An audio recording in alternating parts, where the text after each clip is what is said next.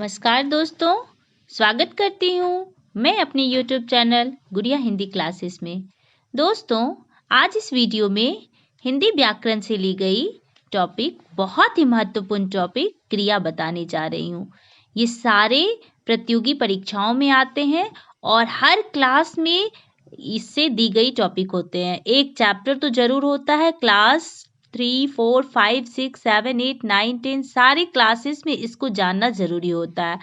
तो आप लोग ध्यान पूर्वक आज इस वीडियो को देखिए, सुनिए और इसे समझिए और हमें ढेर सारी कमेंट करके बताइए कि आपको यह वीडियो कैसा लगा। बच्चों, आज मैं आप सबों को पाठ 15 क्रिया पढ़ाने जा रही हूँ हिंदी व्याकरण पुस्तक से, पेज नंबर 109। क्रिया। सबसे पहले आज मैं आप सबों को बताऊंगी क्रिया की परिभाषा। क्रिया किसे कहते हैं? तो जिस शब्द के द्वारा हमें किसी कार्य को करने या होने अथवा किसी घटना को पूरा होने की सूचना मिलती है, उसे क्रिया कहते हैं। क्रिया किसे कहते हैं? तो जिस शब्द के द्वारा हमें किसी कार्य को करने या होने की सूचना मिलती है, उसे क्रिया कहते हैं। जैसे पिताजी अखबार पढ़ रहे हैं।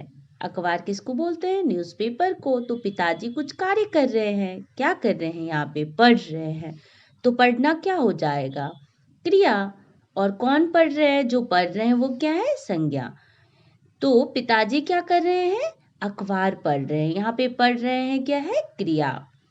शेफाली और सोनल पेपर दे चुकी है, तो वो भी कार्य कर चुकी है। तो वहाँ पे क्या है? पेपर दे चुकी है, तो शेफाली और सोनल क्या की है? वो कार्य कर चुकी है। क्षितिज जॉन को पुस्तक देता है, तो वो यहाँ पे पढ़ रहे हैं, दे चुकी है, देता है, यह सब क्या है? यह सब क्रिया है। तो क्रिया किसे कहते हैं? जिससे कार्य का करना या होना समझा जाए, उसे क्या कहते हैं? क्रिया कहते हैं। बच्चों, आप लोग समझ रहे हैं? जिससे कार्य का करना या होना समझा जाए, उसे क्रिया कहते हैं। क्रिया किसे कहते हैं? समझ में आ गई? जैसे जो कार्य हो रहा हो, जैसे आप लोग अभी पढ़ रहे हैं, तो वह क्या है? क्रिया है। आप लोग कुछ कर रहे हैं। अब मैं आप सबों को बताने जा रही हूँ क्रिया में क्या होता है। सभी भाषाओं में क्रिया का बहुत महत्व होता है। क्रिया के बिना कोई भी वाक्य पूरा नहीं होता। यदि वाक्य में कुछ और ना भी हो, तो भी केवल क्रिया से ही वाक्य का अर्थ स्पष्ट हो जाता है। जैसे कभी आप लोग बोलते हो बैठ जाओ, खड़े हो जाओ या रुक जाओ, तो यह सब क्या है? यह क्रिया है। इन सभी वाक्यों में क्या है? जैसे कि कौन किससे कह रहा है, यह स्पष्ट नहीं होता है, परंतु भाव हमें पता चल जाता है कि यह क्रिया का बहुत ही महत्व है। तो क्रिया किसे कहते हैं? जिससे कार्य का करना या होना समझा जाए, उसे क्रिया कहते हैं। समझ में आ गई? अब मैं आप सबों को बता रही हूँ क्रिया के मूल रूप को धातु कहते हैं। क्रिया के मूल रूप को धातु कहते हैं, जैसे खा, लिख, पढ़ आदि, यह सब। बच्चों, क्रिया के दो भेद होते हैं। कितने भेद होते हैं? दो भेद होते हैं। कौन कौन से? सकर्मक क्रिया और अकर्मक क्रिया। कितने भेद होते हैं? दो भेद होते हैं। कौन कौन? सकर्मक क्रिया और अकर्मक क्रिया। सकर्मक क्रिया में क्या होता है? जिन क्रिया शब्दों के व्यापार अर्थात कार्य का फल कर्ता को छोड़कर कर्म पर पड़ता है। सकर्मक क्रिया में कार्य का फल जो है वह कर्ता को छोड़ करके कर्म पर पड़ता है, उन्हें सकर्मक क्रिया कहते हैं। इन वाक्यों में कर्म का होना आवश्यक होता है। जैसे कृष्ण ने कंस को मारा, तो कृष्ण ने किसको मारा? कंस को मारा। तो यहाँ पे किसको का जवाब मिल रहा है? जैसे आप लोग अपने मन में क्वेश्चन कीजिए, कृष्ण ने कंस को मारा, प्रश्न है, इसका जवाब अपने अंदर से ढूंढिए। कृष्ण ने किसको मारा? तो कंस को मारा। जवाब मिल रही है, अर्थात यह सकर्मक क्रिया है। इसका जो यहाँ जो कर्ता है, इसके कर्म का फल किस पे पड़ रहा है? कर्ता को छोड़कर उसके कर्म पर पड़ रहा है। इन वाक्यों में कर्म का होना क्या है? आवश्यक होता है। तो यहाँ पे सकर्मक क्रिया है, यानी कि जब वाक्य में अपने से प्रश्न करने पर उत्तर मिल जाता है तो वहां पे सकर्मक क्रिया होती है। जैसे किसको या क्या, क्या है? किसको या क्या? मैंने पुस्तक पढ़ी। मैंने क्या पढ़ी? पुस्तक। तो हमें जवाब मिल रही है। तो मैंने पुस्तक पढ़ी, यहाँ पे पुस्तक क्या है? हमारी उत्तर है। तो यहाँ पे भी सकर्मक क्रिया है। तुमने बिस्तर उठाया। तुमने क्या उठाया? बिस्तर। तो यहाँ पे क्या का जवाब मिल रही है। तो सकर्मक क्रिया में किसको और क्या, सबसे पहले आपको यहाँ पे प्रश्न अपने आप में करना होगा, ठीक है? कि जब वाक्य में किसको क्या का कोई उत्तर नहीं मिलता है तो आकर्मक क्रिया होती है, लेकिन जब वाक्य में किसको और क्या का उत्तर मिल जाता है तो वहां पे सकर्मक क्रिया होती है। इसके भी दो भेद होते हैं। कितने भेद होते हैं? दो भेद होते हैं, यानी कि सकर्मक क्रिया को दो भागों में बांट दी गई है। एक एकक कर्मक, दूसरा द्विकर्मक। क्या है? एकक कर्मक, दूसरा द्विकर्मक। अच्छे से उच्चारण कीजिएगा आप लोग। सकर्मक क्रिया को भी दो भागों में बांटा गया है। पहला एकक कर्मक, दूसरा द्विकर्मक। एकक कर्मक क्रिया में क्या होता है? जिन वाक्यों में क्रिया का आधार एक कर्म होता है, क्रिया का आधार एक कर्म होता है, उन्हें एकक कर्मक क्रिया कहते हैं। इन सभी सामान्य कथन आपके नीचे जो उदाहरण दी गई है पेज नंबर 110 में, आप लोग नीचे देखिए।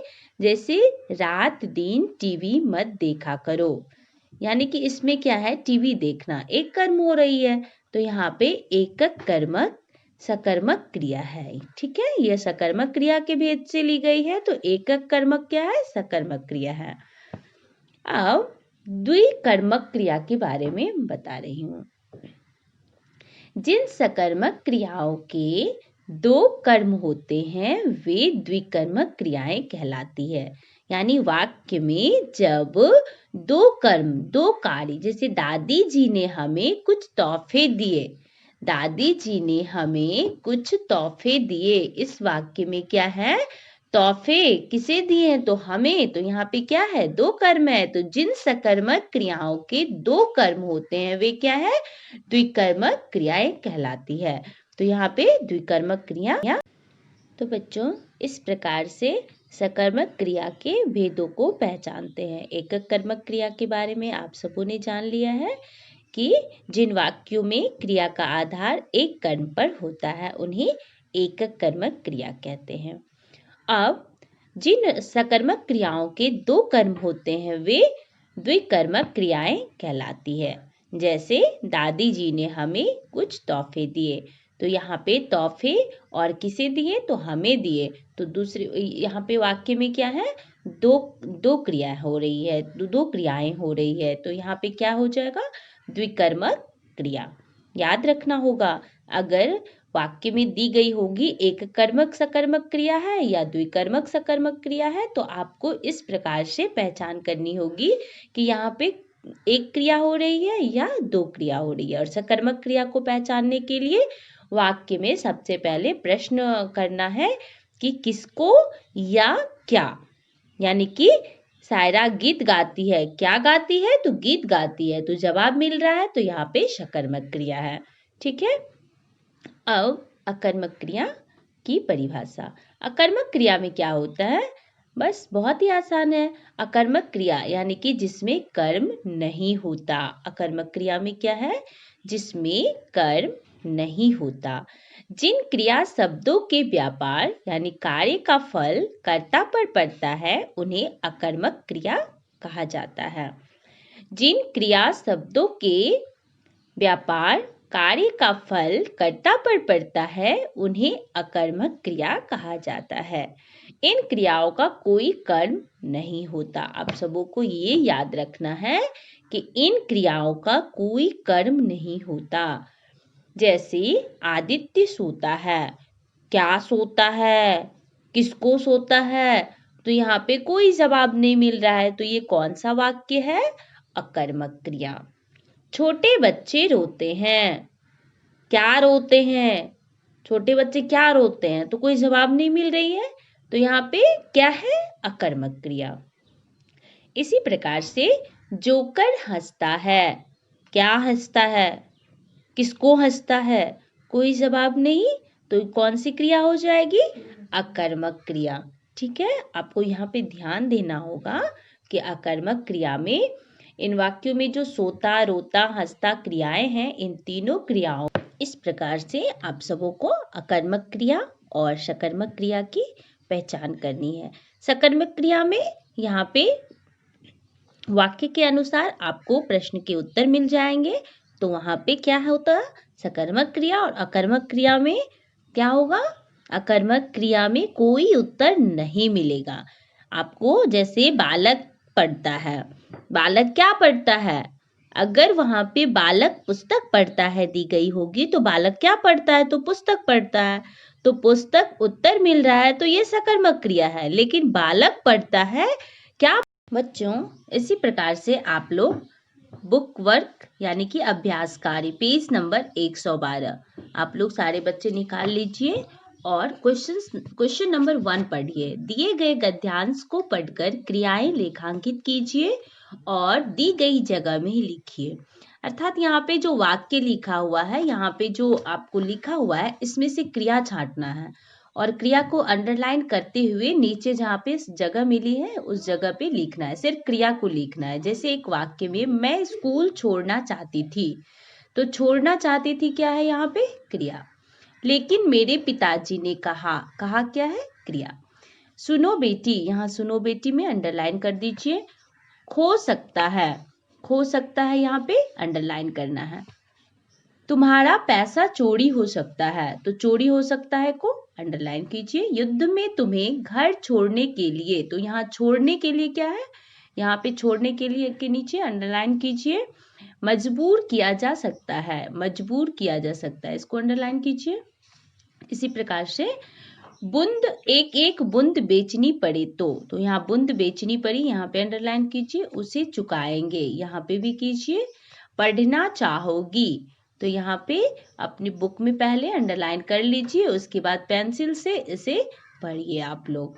उसके बाद प्रश्न 2 में एकक कर्मक और द्विकर्मक पहचान कर सामने लिखिए। यानी कि आप सबों को पहले वाक्य पढ़ना है और अभी मैं बताई हूँ कि किस प्रकार से एकक कर्मक और द्विकर्मक की पहचान करनी है। तो जिन वाक्य में एक कर्म हो रहा होगा वह एकक कर्मक क्रिया है और जिन वाक्यों में 2 कर्म हो रही है वह द्विकर्मक है। अर्थात देखिए, डिम्पी ने बच्चों को अखबार से पढ़ाया, यहाँ पे क्या है? एक तो डिम्पी ने क्या किया? बच्चों को किसे पढ़ाया? बच्चों को किस चीज से? तो